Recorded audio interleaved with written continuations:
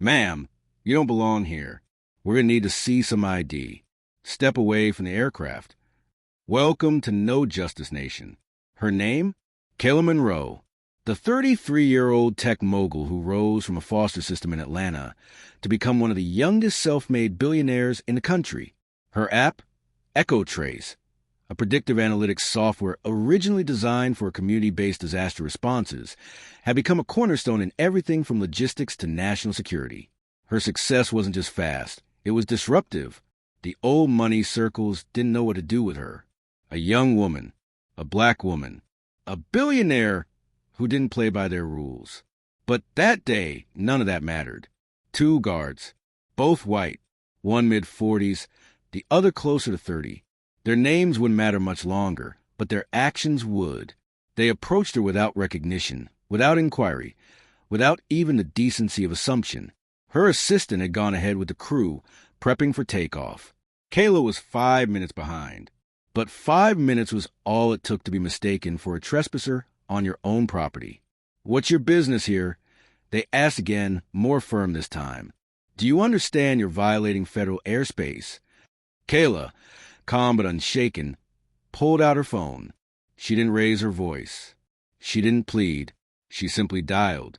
The line connected almost immediately. "Jared," she said into the phone, "tell the captain to stand down and send security. I've just been detained on my own damn jet." But by the time Jared arrived, the situation had escalated. One of the guards had placed a hand on Kayla's arm, preparing to escort her away from the aircraft. "Don't touch me," she said clearly. "I'm giving you one chance to back away. This plane? It's mine. This hangar? I lease it. And those cameras you see above us? They're recording every second of this." And they were. What happened next wasn't just a scandal. It was a viral bomb. The footage hit Twitter within hours. Then TikTok. Then mainstream media. Young black billionaire detained by her own jet security staff. The headlines wrote themselves. But that's not where the story ends. That's only where it begins. What followed was a firestorm of consequences. The guards, who claimed they had received a report of unauthorized activity, were quickly suspended pending an investigation. The security firm, a government-contracted private entity, scrambled to explain how their agents failed to recognize the aircraft's registered owner, especially when facial ID was embedded into their own clearance systems. Their defense? A breakdown in communication. A rare procedural failure. But Kayla knew better. So did the world. This wasn't a glitch. It was a symptom. A crack in the architecture of how power is perceived, especially when it looks like her. And Kayla, never one to remain silent, took to the same platforms that had built her brand. "My presence doesn't need to be validated," she tweeted. "My success doesn't need to be proven. I don't owe comfort to anyone who sees my skin before they see my name. I own that jet. I built this empire. And if you still can't believe that, then you were never looking." Her words lit a match under an already burning discussion about race, wealth, and security profiling. Celebrities chimed in. Politicians weighed in. The story even reached the Senate floor during a debate on surveillance and private contracting. But the question that haunted everyone was, how did this happen? How does a woman of that status, that visibility, get mistaken for a trespasser on her own plane? Because for all the billions in her bank account, the systems built around her never expected someone like her to be in that seat. The investigation that followed was damning.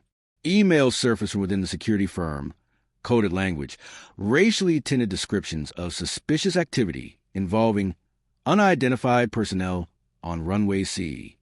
One of the guards had referred to Kayla as the cleaning crew in an internal Slack message. He claimed it was just a joke. The company fired him before the day was over. But that wasn't enough. Kayla launched a lawsuit, not just against the guards, not just against the firm, but against the entire contracting agency that had allowed such a breach of protocol to happen in the first place. The suit? $100 million. For defamation, for unlawful detainment, for emotional distress, but more importantly, for accountability. Her lawyers were surgical. They laid out the chain of missteps, highlighting how Kayla's presence had been flagged by someone monitoring cameras, despite her face being cleared in the security database. A case of wrong place, wrong face, as one legal analyst called it. But Kayla didn't laugh. She never had. And then came the testimonies. Former employees, security consultants, even other billionaires, some of whom confessed to being flagged occasionally, but none of whom had ever been physically confronted. One man, a white hedge fund CEO, shared that he once boarded a jet in gym shorts and wasn't even asked to show ID. That contrast was all Kayla needed. The public saw the double standard. The court saw it too. The judge, in pretrial remarks, expressed grave concern about the treatment she endured, stating it raised fundamental questions about bias in security enforcement and racial perception in high-net-worth environments. The trial hadn't even begun, but the ripple effects were seismic. Companies started reevaluating their internal security training. Diversity programs were relaunched overnight. Other stories began to surface. Stories of black professionals being questioned in their own offices, of black athletes being mistaken for janitors in their stadiums, of black women, especially black women, being asked to verify themselves in spaces they built. Kayla had opened a door, and behind it, an entire history spilled out. But even in the firestorm, she remained steady. Her statement to the press was short. I built a company to protect people, not to be protected from them. But this moment, this insult, will not go unchallenged. She paused, then added, they saw a threat. I am one, to every lie they built. The statement went viral. Again, but behind the headlines and hashtags, the most shocking revelations were yet to come. Internal surveillance wasn't the only thing running on the tarmac that day. One of the staffers, a young black woman working as Kayla's onboard steward, had overheard the guards talking before they approached. What she revealed would shake the entire investigation wide open. That comes next. Her name was Malia Grant, 25, fresh out of aviation hospitality training. It was her third week working on the jet. Young, sharp, and observant, Malia had been in the cabin early, restocking the bar and setting the temperature. She knew the schedule. Ms. Monroe would be arriving 5 minutes later than the crew. That wasn't unusual. What was unusual was what she heard through the open hatch of the jet. The guards weren't just approaching with suspicion. They were speaking with intent. I don't care who she says she is, one voice muttered. There's been activity reported. We move on it. She doesn't look like the owner of anything. The other responded with a snort. Probably trying to sneak a picture or some other influencer crap. That was it. That sentence. That assumption. She doesn't look like the owner of anything. Malia froze. She knew exactly who was coming down the tarmac. Kayla Monroe, the woman whose name was on every manifest, every ownership document, every regulation form submitted through FAA channels. There wasn't a single inch of that jet that didn't legally and publicly belong to her. And yet, here were two men heavily armed, making decisions based on appearance and assumption. Malia didn't confront them. She was new. She knew how quickly whistleblowers vanish in industries like this. But after she watched the entire incident unfold from the inside, after she watched Ms. Monroe be manhandled on the pavement of her own jet, something inside her broke. So she spoke. Malia's testimony was delivered during the internal investigation. What she revealed was damning. Not only did the guards act without verifying protocol, but they had also made racially loaded comments before even seeing Kayla up close. It was clear. They saw a black woman walking toward a jet and assumed criminal intent. Kayla's legal team pounced. They subpoenaed internal communication, recordings, and brought Malia's first-hand account to light. The security firm tried to suppress her testimony, arguing she had no authority to speak on procedures. But it wasn't procedure that she witnessed. It was profiling, and the difference was everything. By the second week of the legal proceedings, 3 more whistleblowers had come forward. One of them had worked for the firm's HR division. She revealed that previous complaints about racial bias had been routinely dismissed or buried under bureaucratic noise. Another former agent confessed that unspoken codes were used in internal memos. Unauthorized activity often became shorthand for people of color in private aviation spaces. The third, a former contractor who had worked during Kayla Monroe's initial hangar lease. He remembered the pushback. They questioned whether someone like her could really afford it, he said under oath. I remember a senior rep saying, "Are we sure this isn't some kind of scam?" That was the vibe the whole time, like they were waiting for her to mess up. She never did, but that didn't stop them from assuming she would. The media ate it up. Nightly news panels debated it. Think pieces were published by the hour. Some tried to argue this was a procedural mix-up. Others insisted it was a dangerous precedent that could have ended in violence. Kayla remained composed in public, but her inner circle saw the toll. This wasn't just another business fire to put out. This was personal. It was a reminder that no matter how high you climb, the weight of someone else's disbelief still finds a way to drag you back down. And for Kayla, the betrayal cut deeper. The private jet wasn't just a luxury. It was her sanctuary, her safe space away from the meetings, the pressure, the whispers. It was where she mapped out future ventures, where she rehearsed keynote speeches, where she allowed herself to breathe. Now, it had become the scene of a violation. She didn't just want an apology. She didn't just want firings. She wanted reform, structural change, consequences that echoed through every boardroom, every airstrip, every corner of corporate America where power still came wrapped in white skin and a suit. She gave the firm an ultimatum: acknowledge a systemic issue, release a public apology, and fund a security reform program led by an independent board. When they refused, the lawsuit grew. What started as a $100 million claim ballooned into a class action catalyst. Other plaintiffs joined: black entrepreneurs, female pilots, executives who had all experienced similar bias in private aviation and corporate security. The narrative was no longer just about Kayla. It had grown into a symbol, a rallying cry for reality no longer to be tolerated in silence. The trial began 6 months later. The courtroom was electric. Journalists packed every seat. Protesters stood outside with signs reading, "She owns a jet," and "Black wealth is not a crime." Inside, Kayla sat at the plaintiff's table, flanked by a legal team known for dismantling corporate giants. The firm's lawyers tried to paint the guards as overworked, underinformed, operating under outdated protocols.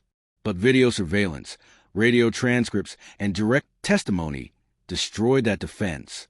The moment Malia's recording was played in court, those words, "She doesn't look like the owner of anything," the room fell silent. It wasn't just damning. It was undeniable. The judge's gavel struck like a drum.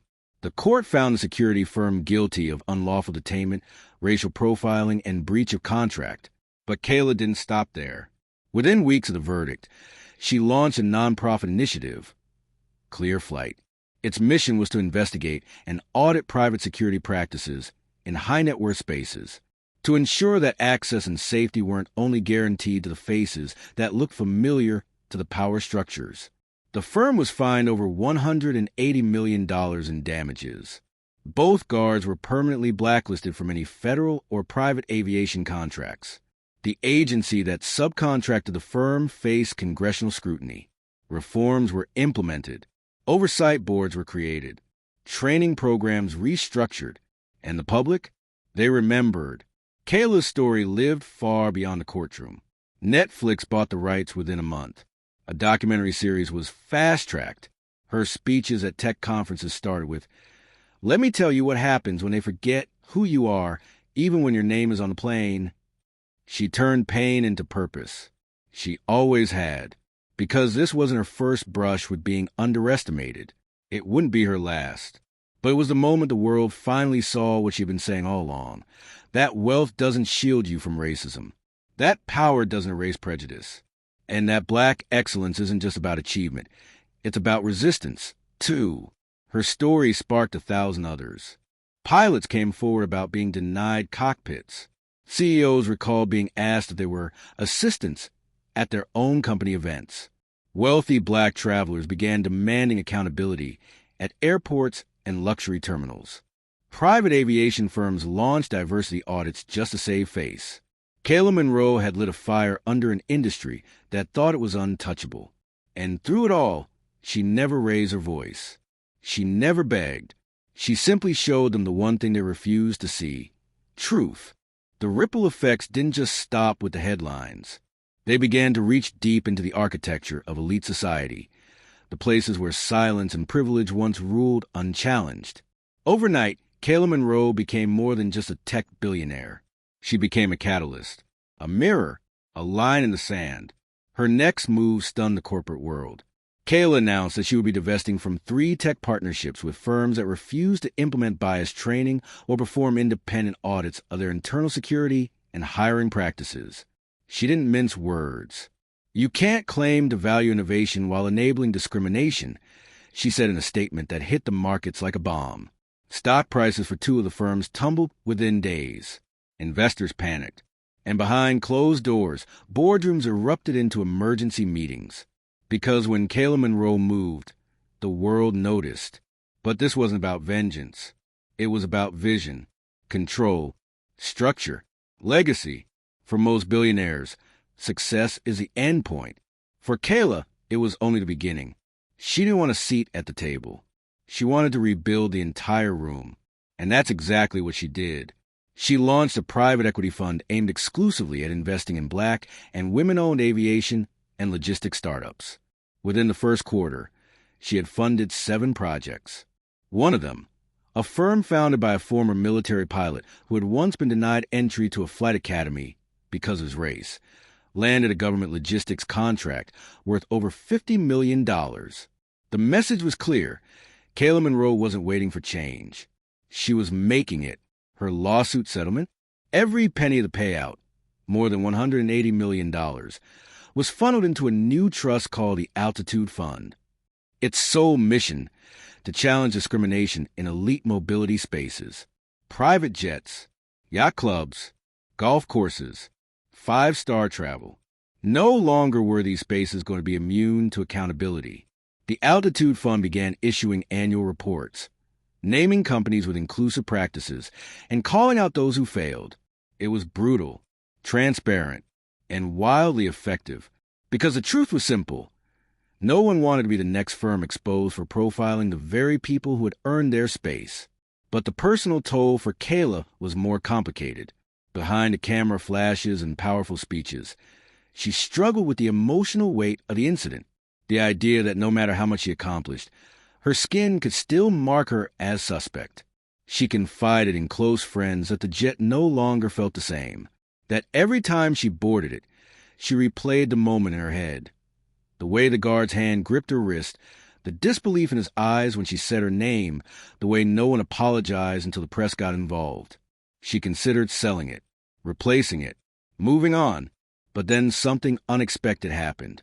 Malia Grant, the young flight steward who had blown the whistle on the guards, reached out to her, not to ask for a job, not to relive the moment, but to offer something else. She had written a letter, one meant for Kayla, but inspired by so many others.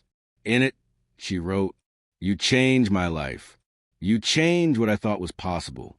You taught me that speaking up matters, that we don't have to just survive these spaces. We can own them. We can shape them. We don't have to be silent, even when they try to erase us. You reminded me that we deserve to take up space, and not just quietly." Kayla cried when she read it, not because of the praise, but because of the truth in it. That's when she made her decision. She wouldn't sell the jet. She'd rename it. 2 months later, the aircraft returned to the skies with a new name etched beneath its wings in bold silver lettering. Affirmed. Not defended. Not survived. Affirmed. Because that's what she was. That's what she had done. And that's what she had fought for, not just for herself, but for everyone watching. But there was still one chapter left to write. 6 months after the verdict, the 2 guards who detained her attempted to sue Kayla for defamation and loss of income. Their argument? That her public comments had ruined their careers. The lawsuit was a desperate, last-ditch attempt to flip the narrative, but it failed spectacularly. In a courtroom packed with reporters, Kayla's lawyer delivered one line that ended the debate. You cannot sue someone for exposing the truth, especially when that truth was caught on camera, broadcast across the globe, and validated by an independent court of law. The judge dismissed the case with prejudice. Kayla never even had to take the stand. It was a final nail in a saga that had started with arrogance and ended with revolution. Because in the end, Kayla Monroe didn't just win. She transformed. She evolved the conversation. She weaponized her platform, not with anger, but with precision, with clarity, with unapologetic pride. She continued to fly, to build, to lead, and across every airport, every runway, every exclusive terminal, people knew her story. They knew her face, and they knew the truth. The day they tried to humiliate her became the day they handed her the power to expose everything. Because when you own the plane, the skies answer to you. As the months rolled on, Kayla Monroe became a symbol far beyond the boundaries of her tech empire. She was now a fixture in conversations about systemic discrimination, racial capitalism, and the dual realities Black Americans often face. Even at the pinnacle of success, her name was invoked in boardrooms, business schools, and protests alike, not just because she was powerful, but because she had dared to expose the undercurrent of suspicion that trailed her, no matter how high she soared. But Kayla wasn't finished. She began using her platform to dig deeper, confronting not only the aviation industry, but also the broader economic systems that allowed racial profiling to flourish unchecked. One of her most searing critiques came during a live television interview when she said, without hesitation, "America doesn't just have a race problem. It has a comfort problem with Black wealth. The moment we show up in spaces we've built or earned, systems move to remind us they were never built for us in the first place." That quote spread like wildfire. It was quoted in congressional hearings, etched onto protest signs, plastered on social media alongside images of Kayla boarding her jet, arms crossed, eyes forward, a quiet defiance. A visual reminder that she hadn't just walked through fire. She brought water with her, and the industry was paying attention. Jet charter companies began mandating anti-bias training. Hangars implemented new policies that required all staff to verify ownership before contacting security. The FAA quietly circulated new internal guidance on racial equity in aviation, a move that might have gone unnoticed had it not been for the internal whistleblower who confirmed that Kayla's case was a direct cause.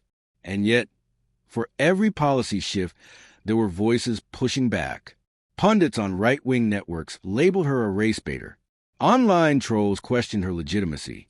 Some even alleged the entire incident had been orchestrated for media attention, a desperate attempt to undermine her power by framing her as manipulative rather than brilliant.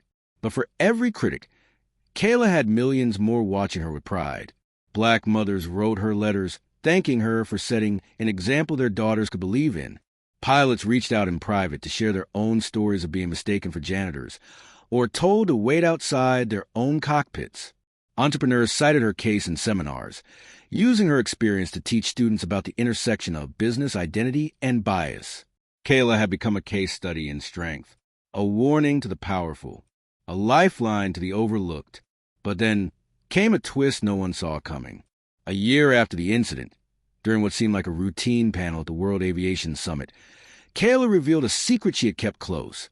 She had been under surveillance for over 6 months prior to the jet incident, not by law enforcement, but by a private network of rival investors who, according to documents she released, had flagged her visibility as a liability. They feared her influence, her power, her ability to draw attention to injustice. And so they hired firms to monitor her movements, hoping to catch something, anything, that could be used to diminish her credibility. When the incident with the security guards happened, they seized on it, leaked parts of the footage without context, framed the guards as simply doing their job, spread disinformation that she had refused to identify herself. But Kayla was always 10 steps ahead. She had known about the surveillance, had suspected the leaks.